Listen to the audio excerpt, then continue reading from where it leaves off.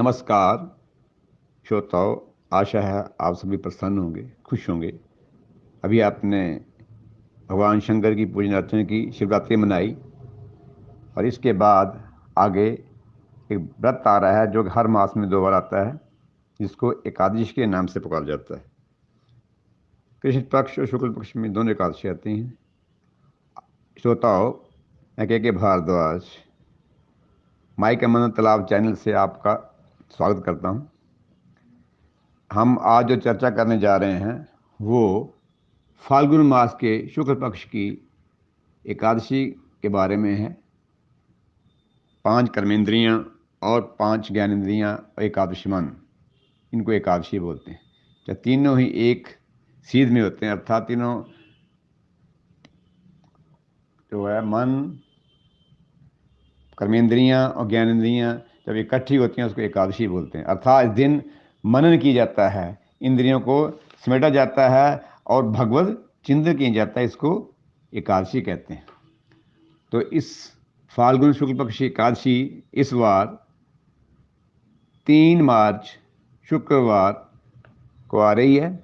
उस दिन पुनर्वसु नक्षत्र है, जो कि प्रातः जो है 3:43 तक रहेगा। उसके बाद पुष्य नक्षत्र आएगा। कर्क राशि है, सौभाग्य योग है, बड़ा अच्छा योग बन रहा है। पुष्य नक्षत्र में सारे कार्य किए संपन्न जो होते हैं, ठीक होते हैं, उनका लाभ होता है और सौभाग्य बढ़ता है।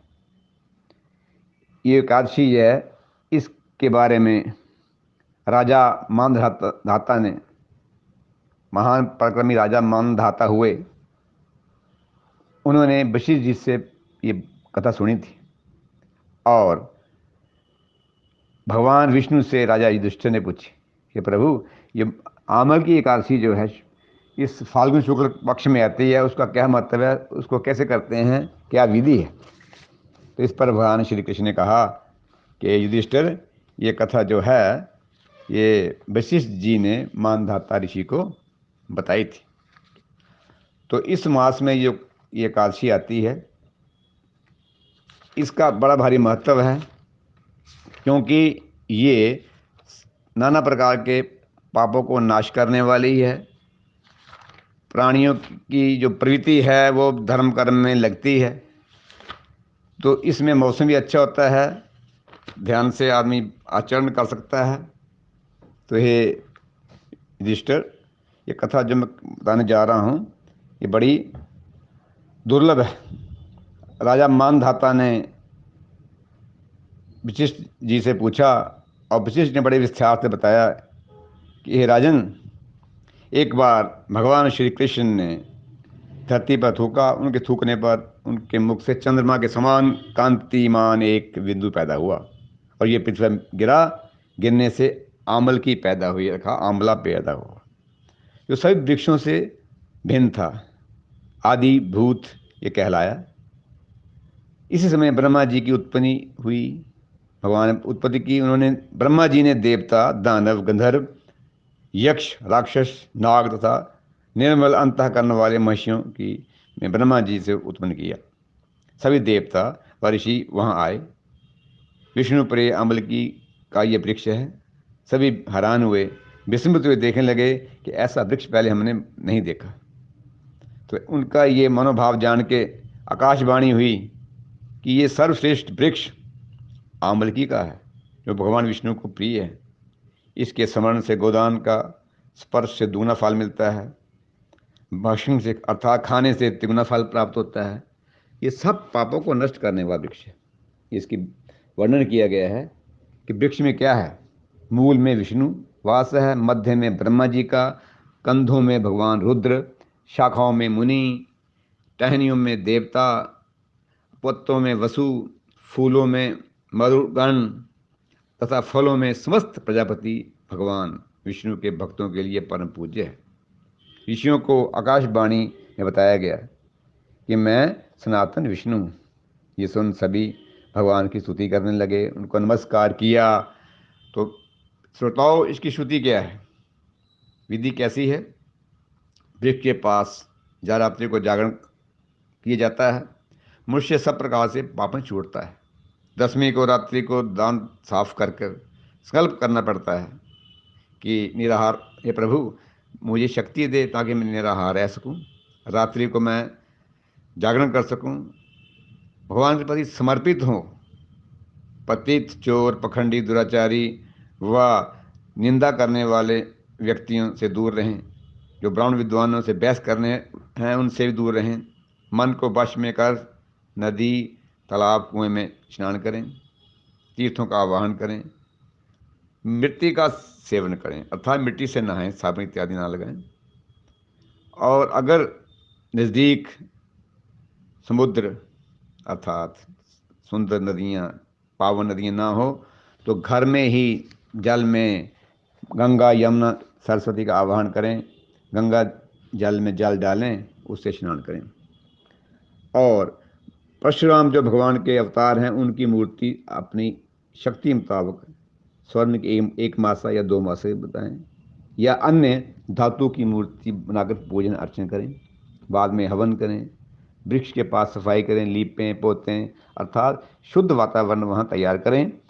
कलश स्थापन करें, उसमें चंदन, पंचरत्न और दिव्य गंध डालें, कंठ में फूलों की माला डालें, दीप जलाएं और उसके नज़दीक नवीन छाता, जूता, वस्त्र, लाजा यानी खील इत्यादि रखें और नमस्कार कर भगवान जमदग्नि के पुत्र परशुराम जी को अर्घ दें।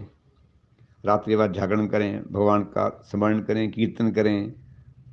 आम्बलिकी के पास 108 या 28 परिक्रमा करें, आरती करें, ब्राह्मणों को भोजन कराएं और बाद में दूसरे दिन ये सारी सामग्री विद्वानों को भेंट स्वरूप दें और फिर स्वयं अपने संबंधियों से दान करें। ऐसा करने से सभी प्रकार से पापों से प्राणी छूटता है, शरीर आरोग्य लेता है। ठीक युधिष्ठिर, ऐसी कथा ये मानधाता राजा को विशेष जी ने बताई और मैंने आपको बताई। ऐसा करने से प्राणी की मनोकामनाएं पूर्ण होती हैं। ये धार्मिक पक्ष रहा। अब श्रोताओं, इसका चिकित्सीय महत्व बड़ा है। आंवल की पेड़ अर्थात आंवले का पेड़ जो है विटामिन सी से भरपूर होता है, जो कि शरीर की पुष्टि के लिए नितांत है। इसमें रोग प्रतिरोध शक्ति होती है, जिससे प्राणियों को रोग नहीं व्यापते। जब हमारी रोग प्रतिरोध शक्ति बलिष्ठ होगी तो हम स्वस्थ रहेंगे। तो इस बार इसमें ये विशेषता है कि कर्क राशि है, चंद्र राशि है और शुक्रवार है। दोनों श्वेत चीज़ें हैं जो सुंदरता देते हैं, बल देते हैं। और आयुर्वेद में इसमें बताया गया है कि विटामिन सी जो है, इसमें बड़ी मात्रा में विटामिन सी होता है, जो कि पीछे कथा में बताया कि 3 प्रकार के तापों को अर्थात 3 गुना इसमें फल मिलता है। भाव क्या है, शरीर में 3 दोष होते हैं, वात, पित्त और कफ। जब ये साम्य अवस्था में है तो ये दोष नहीं होते, जब इसमें संतुलन खत्म होता है तो त्रिदोष कहते हैं। तो ये आंवल की जो है इसका फल त्रिदोष नाशक है। इसमें रोग प्रतिरोध शक्ति होती है अर्थात इससे इम्यून सिस्टम ठीक रहता है। जीवन के लिए ये इम्यून सिस्टम स्ट्रांग होना बहुत आवश्यक है। इसकी शक्ति से प्राणी को रोगों से लड़ने की शक्ति प्राप्त होती है। जीवाणु, कीटाणु, वायरस सभी नष्ट होते हैं।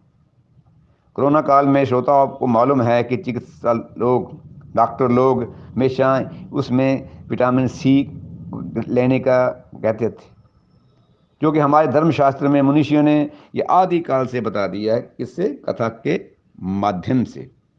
तात्पर्य है कि हमारे सनातन में जो ऋषि मुनि हुए कितने वैज्ञानिक थे, उनका कितना अच्छा दृष्टिकोण था, जिन्होंने इतने साल पूर्व ही ये बातें बता दी।